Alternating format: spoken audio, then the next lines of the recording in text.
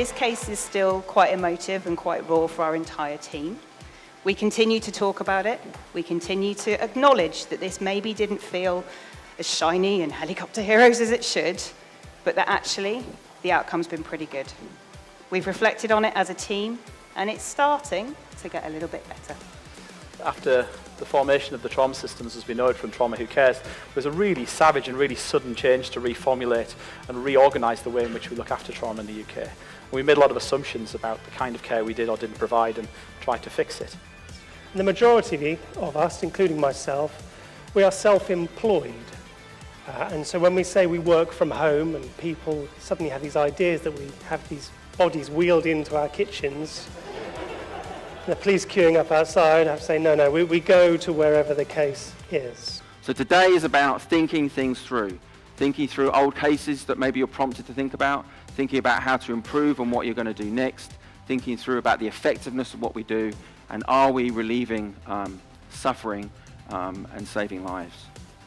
So it's about this really, it's that balance, isn't it? It's about, the balance between the safety of responders, policy, procedure and law. Health and safety at work applies to us as well as it does anybody else. We have a duty of care to our staff. This is a real dilemma. In terms of the kind of reflect, learn and innovate, I think there's a number of things that, for me, that this case has taught me about critical physiology. The guy was trapped vertically, and all experiments done on patients that describe hypovolemic shock are all usually done in patients not standing up. Essentially what we're going to talk about today is a case discussion, and it's interesting that we look at case discussions.